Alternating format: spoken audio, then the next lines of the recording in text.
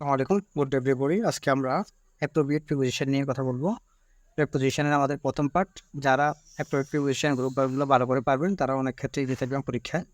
তো এখানে প্রথমে বলা হচ্ছে যে আমি কোশ্চেনগুলো দেখাই। এখানে প্রায় আমি 20টা কোশ্চেন দিয়েছি, এগুলো থেকে পেয়ে যাবেন এগুলা এই আলাপ পর্বে আর কি, এই দিয়ে যেগুলো শুরু হয়। এখানে বলা হচ্ছে যে what are you so angry. কোনো বিষয়ে যখন খুঁজ দেওয়া হয় তখন এটার সাথে বসে অ্যাবাউট। হ্যাঁ, অ্যাংরি অ্যাবাউট মানে হচ্ছে খুব দেওয়া, ঠিক আছে, কোনো বিষয়ে। তাহলে what are you so angry about, আর কোন বিষয়ে তুমি ক্ষুব্ধ হয়েছো সেটা আর কি। কোনো বিষয়ে খুব দেওয়ার ক্ষেত্রে অ্যাবাউট বসে, অ্যাংরির সাথে অ্যাবাউট বসে। এটা বলছে পরবর্তী বলছে the prince has no ambition dash the throne. মানে সিংহাসন নিয়ে প্রিন্সের রাজার কোনো ই নাই, অ্যাম্বিশন মানে উচ্চ আকাঙ্ক্ষা নাই। তো এক্ষেত্রে অ্যাম্বিশনের সাথে হয় আপনার ফর হয়। অ্যাম্বিশন ফর হতে হচ্ছে যে উচ্চাকাঙ্ক্ষা থাকা আর কি। হ্যাঁ, উচ্চাকাঙ্ক্ষা আর কি,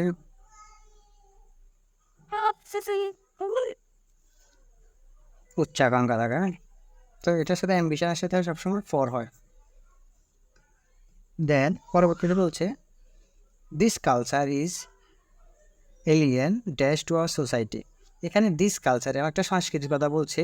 is this culture is alien dash to our society. এখানে হচ্ছে যে আপনার এলিয়েনের সাথে সবসময় টু হয়। এলিয়েন টু মানে হচ্ছে আপনার বি জাতীয়, বি জাতীয়,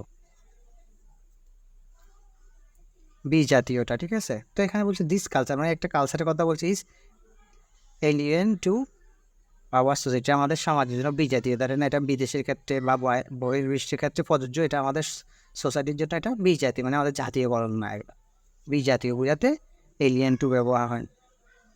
তাহলে এলিয়েন টু বিজাতীয়।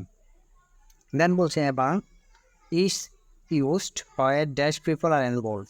অ্যামাং মূলত বোঝা যায় আপনার মোর দেন টু, হ্যাঁ দুইয়ের অধিক। মোর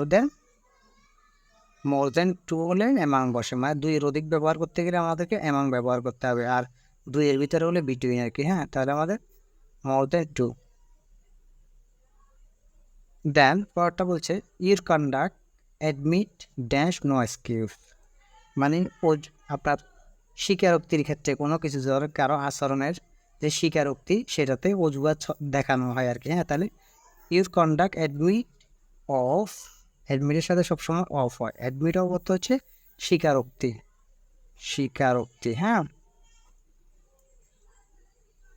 মানে তার স্বীকারোক্তিতে সে সবসময় মানে অজুহাত যেটা দেখায় এটা দেখানো যাবে না, সেটা বলতেছে your conduct admit of no excuse. আপনার অ্যাডমিটের সাথে সবসময় অফ হয়। তারপরটা বলছে দেয়ার ইজ নো অল্টারনেটিভ। অল্টারনেটিভের সাথে সবসময় টু হয়, অল্টারনেটিভ টু। তো এটা অর্থ দাঁড়াবে অল্টারনেটিভ টু মানে হচ্ছে আপনার বিকল্প, বিকল্প। তাহলে there is no alternative to training. Training মানে হচ্ছে আপনার ট্রেনিংয়ের মানে বিকল্প কিছু হইতে পারে না। তারপর বলছে দ্য মিনিস্টার অ্যারাইভড। কোনো কিছুতে অ্যারাইভ কোথায় নিচ্ছে এই ডিসিশন লাস্ট নাইট, মানে একটা ডিসিশন যখন চলে আসছে অ্যারাইভ হওয়া, অ্যারাইভের ক্ষেত্রে অ্যাড হয় সবসময়। আর সিদ্ধান্তে আসছে, সিদ্ধান্তে পড়ছে, মানে আপনার মন্ত্রীরা লাস্ট নাইটে মানে গত রাতে সিদ্ধান্তে এসেছিল আর কি। হ্যাঁ, অ্যারাইভ অ্যাট। তাহলে অ্যারাইভ মানে এখন এখানে বোঝা আপনার সিদ্ধান্তে আসা। দেন বা সিদ্ধান্তে পৌঁছা আর কি। অ্যারাইভ একটু সিদ্ধান্তে আসা বা সিদ্ধান্তে পৌঁছা।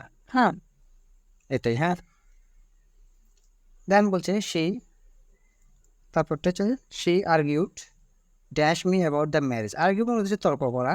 কোনো বিষয়ে যখন তর্ক করে সেটা হচ্ছে আর্গুমেন্টের সাথে সবসময় উইথ হয়, ঠিক আছে। এটা মানে তর্ক করা, তর্ক করা।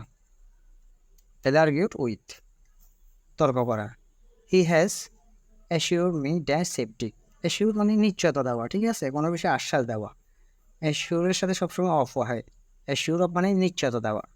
তাহলে আপনার নিশ্চয়তা দেওয়া, সে মানে আমার নিরাপত্তার আশ্বাস দিল বা নিশ্চয়তা দিল। হ্যাঁ, নিশ্চয়তা বা আশ্বাস, নিশ্চয়তা বা আশ্বাস দেওয়া আছে। হ্যাঁ, দেন উই আর অ্যাকাউন্টেবল মানে হচ্ছে আপনার দায়বদ্ধ থাকা মূলত, ঠিক আছে। তাহলে উই আর অ্যাকাউন্টেবল, এটার সাথে আপনার অ্যাকাউন্টেবল টু হয়। অ্যাকাউন্টেবল টু দায় রয়েছে কিসের প্রতি? অথরিটিস, কর্তৃপক্ষের কাছে দায় আছে ফর আওয়ার সেকশন আমার বিভাগে, মানে আমাদের we are accountable two authorised কর্তৃপক্ষের কাছে আমাদের দায়বদ্ধতা আছে, আমাদের বিভাগের কর্তৃপক্ষের কাছে আমাদের দায়বদ্ধতা আছে।